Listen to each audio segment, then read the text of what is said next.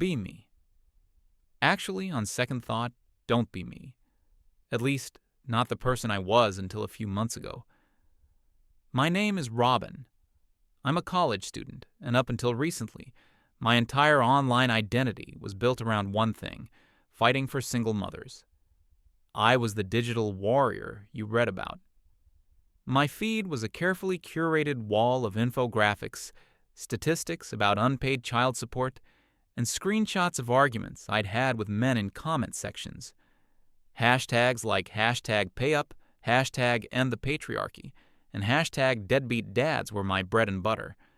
I truly, genuinely believed I was on the right side of history. In my mind, the world was simple. There were struggling, heroic single mothers, and there were the men who abandoned them and their responsibilities. There was no middle ground. My home life was, ironically, the perfect counter-argument, but I never saw it that way. I live with my mom, Linda, and my stepdad, Frank. My own biological father was never in the picture. He left when I was a baby, and that was that.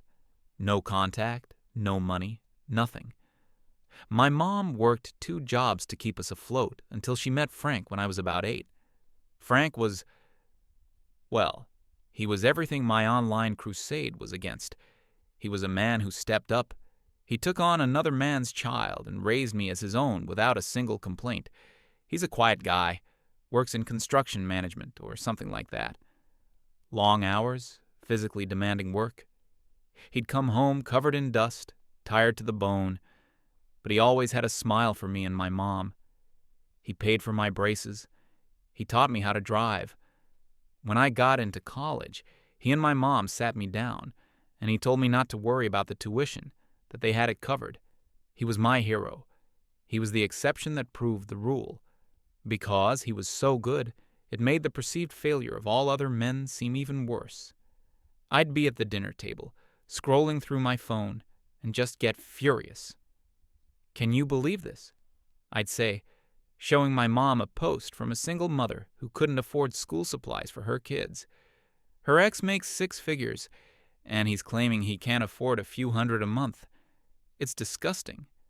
My mom would just nod and say something gentle, like, "That's a difficult situation, sweetie," trying to steer the conversation elsewhere. Frank would just eat his dinner. He never got involved. I always figured it was because he agreed with me. Or maybe he was just too tired from work to engage with online drama. His silence felt like solidarity. Looking back, I can't believe how blind I was. The whole thing came crashing down on a random Saturday. I think it was in April or May, when the weather was just starting to get nice. My mom was in one of her spring cleaning moods. She was on the phone with her sister, my aunt, and they were getting all sentimental about old family photos. After she hung up, she came to me. "Robin, honey, could you do me a huge favor? I need you to find that big blue photo album, the one with all your baby pictures. I think it's in the storage closet in the basement." I groaned. The basement storage closet was a black hole of forgotten things. Christmas decorations, old furniture, and dozens of unlabeled cardboard boxes. But my mom asked nicely, so I put on some music and headed down there, prepared for a long and dusty search. The basement was musty and cool. I flicked on the single bare light bulb, which cast long shadows across the room. I started shifting boxes. Holiday stuff. Old kitchenware. Linda's college books. It took a while, but I finally saw a stack of photo albums in the back corner, tucked behind an old armchair. As I pulled them out, I knocked over a smaller, unmarked cardboard box that was sitting on the chair. It wasn't taped shut, and the contents spilled out onto the dusty concrete floor. It was just a bunch of old papers and file folders. My first instinct was to just shove it all back in and forget about it. It looked like boring adult stuff. But then a single folder slid out, separate from the rest. The tab on it was neatly labeled in Frank's blocky handwriting, "Frank, Personal." My curiosity got the better of me. I had never, ever known Frank to be a secretive person. He was an open book. What could possibly be in a personal box hidden away in the basement? I knelt down and picked up the folder. It was thick. I told myself I was just going to peek. Just a quick look to see what it was. Maybe old blueprints from a job, or something equally boring. I opened it. The first things I saw were bank statements. Pages and pages of them, organized by year. They went back over a decade. I scanned the first page. It was a statement for a checking account under Frank's name. I saw his regular paychecks deposited. I saw mortgage payments, utility bills, normal stuff. Then I saw a transfer. It was a massive number, a recurring monthly payment that was, without exaggeration, more than my mom made in a month when she was working full-time. My blood ran cold. My activist brain, trained to see the worst in men, jumped to one immediate, sickening conclusion. He had a secret family, a mistress. The man I looked up to, the man who was my shining example of male integrity, was a liar and a cheat. The money wasn't for us. It was going somewhere else, every single month, like clockwork. I felt a wave of nausea. My hands started to shake. How could he do this to my mom? To us? All those years he came home tired. Was it from working to support someone else? I started frantically flipping through the pages, looking for a name, an address, any clue. My anger was building. I felt betrayed on a level I couldn't even describe. My entire worldview, which had a special place for Frank on a pedestal, was about to be shattered. I found another set of documents buried beneath the bank statements. These weren't from a bank. They were on thick, formal paper. The letterhead at the top read, City Family Court. My confusion overtook my anger for a second. Why would Frank have family court documents? He and my mom were never married in a big ceremony. They just went to the courthouse, and they were happy. I started to read the document. It was dense with legal language, but a few words jumped out at me. Order for child support. Petitioner, Joan, last name. Respondent, Frank, last name. I had to read it 3 times to understand. Joan. I recognized the name. My mom had mentioned her once, a long time ago in passing. Frank's ex-wife, from before he met us. My mom said they had a son together. This wasn't a payment to a mistress. This was alimony. This was child support. The number was still staggering.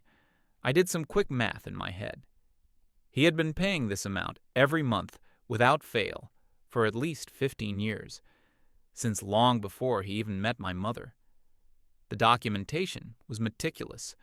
Carbon copies of checks, bank transfer confirmations, letters from lawyers acknowledging receipt of payment. There was not a single missed or late payment in the entire stack. I just sat there, on the cold concrete floor of my basement, surrounded by dust and memories. I felt nothing. Just a deep, hollow confusion. This didn't fit my narrative. This didn't fit my world. Men didn't do this. Men ran away. They fought over every penny. They hid their income. They were deadbeats. That's what I knew. That's what I preached. But here was the proof, in my hands. The one good man I knew had a past I knew nothing about, and in that past, he wasn't the exception to my rule. He was a man who paid. He paid a fortune. My mind raced, trying to make sense of it. Okay, so he paid. But why so much? The woman must have been in a terrible situation. Maybe their son was seriously ill and needed constant medical care. Yes, that had to be it. That would make sense. Frank, being the good man he was paying for life-saving treatments for his biological son. That felt right. It preserved my worldview, mostly. It meant the system was working. A mother and a sick child were being taken care of. Frank was just doing his duty. Feeling a little more steady, I gathered up all the papers, put them back in the box as neatly as I could, and took the personal folder with me. I needed to know for sure. I needed to see the full picture. I went up to my room, closed the door, and opened my laptop. I typed Joan, last name, into the search bar. What I found made the betrayal I'd felt just moments earlier seem like a joke. The real devastation was just beginning. I typed her name into the search bar, my heart pounding. A few public profiles popped up, but it was easy to find the right one. The profile picture matched a small, older photo I'd found in the box. Her page was public. I clicked on it, and my jaw went slack. The theory of a struggling mother with a sick child evaporated in about 5 seconds. Joan's life wasn't just comfortable, it was luxurious. It was the kind of life you see in magazines. Her profile picture was of her on a balcony overlooking the ocean, somewhere tropical and expensive, holding a champagne flute. She looked incredible. Manicured nails, perfect hair, designer sunglasses. I started scrolling. It was a highlight reel of a life I couldn't even imagine. There was a photo album titled European Summer. Pictures of her in front of the Eiffel Tower, eating pasta by a canal in Venice, posing with a ridiculously expensive handbag in Milan. The date stamp on the album was from 3 years ago. Another album, Ski Trip in Aspen. Another, Weekend in NYC, featuring shopping bags from stores I'd only ever seen in movies. Her car was a late-model luxury SUV, the kind that costs more than a year of my college tuition. She posted a picture of it the day she bought it with the caption, "Treat yourself." Number independent woman, girl boss. My mind was spinning. I went back to the box of documents on my floor and pulled out the bank statements from that same year. I found the corresponding months for her European Summer.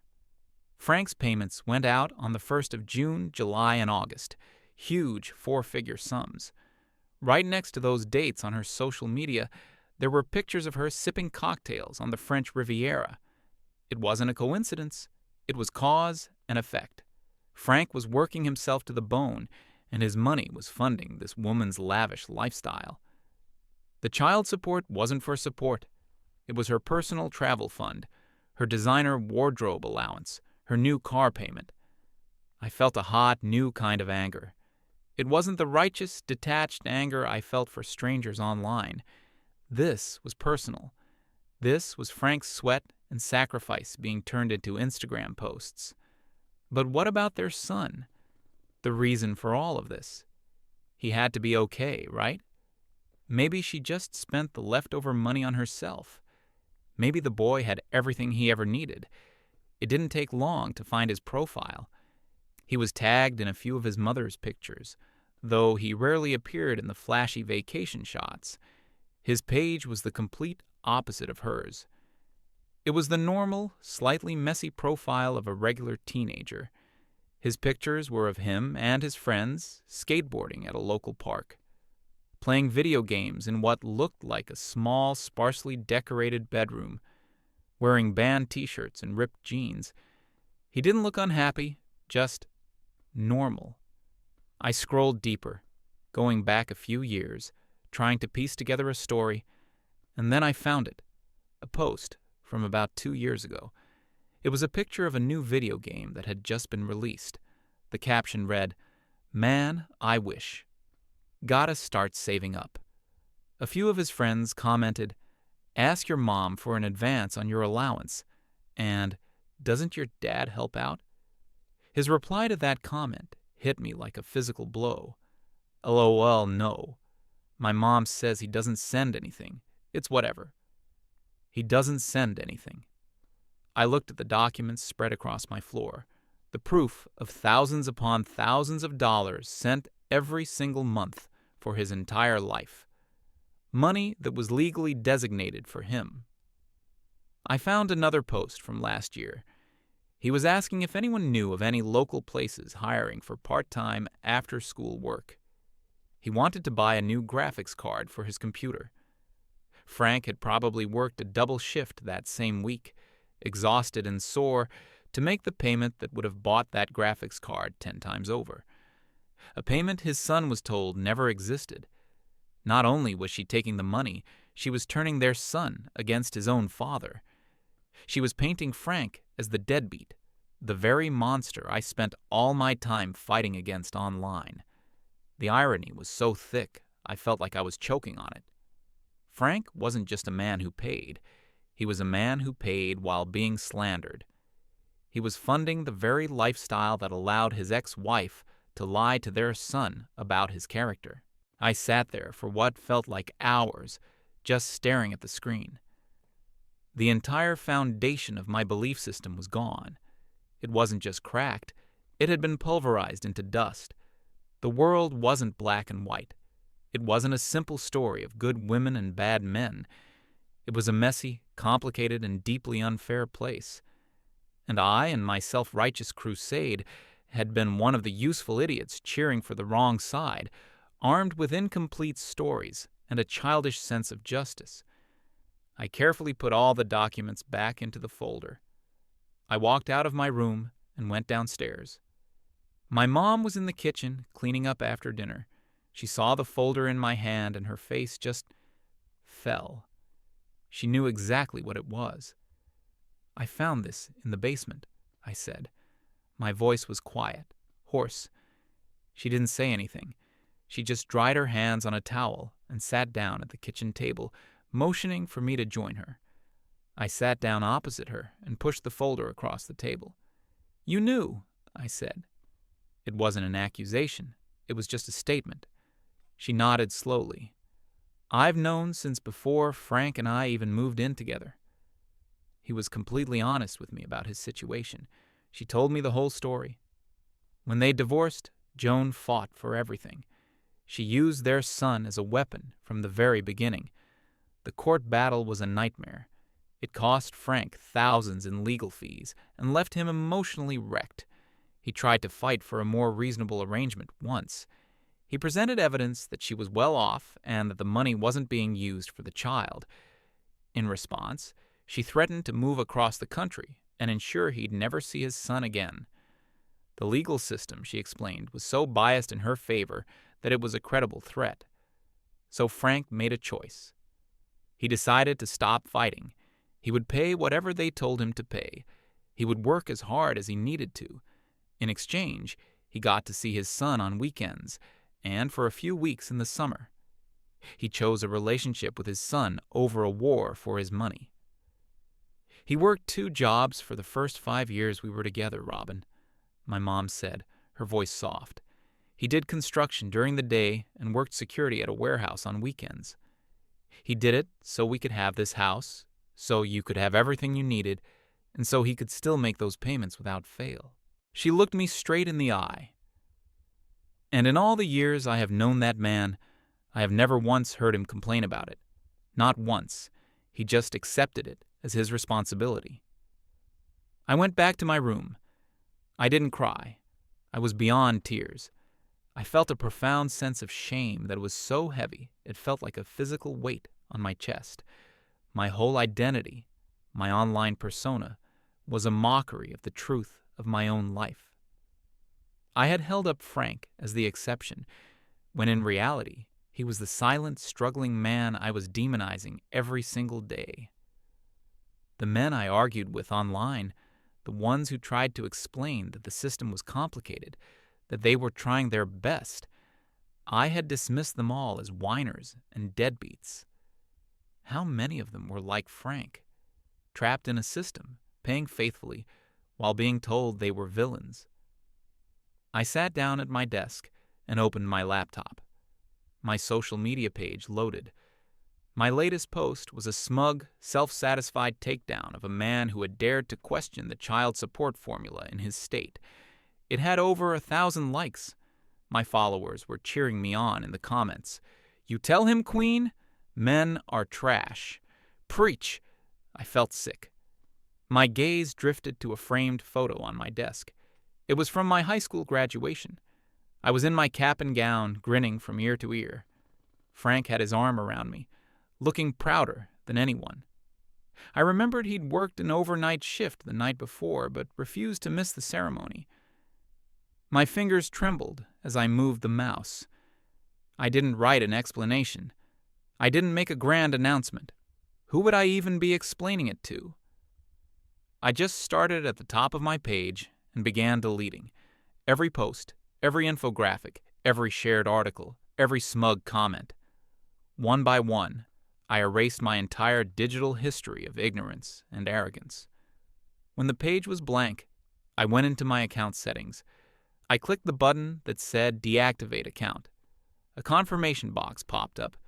Are you sure? I clicked Yes, without a moment's hesitation. The screen went blank. And for the first time in a very long time, my world was quiet. My crusade was over. My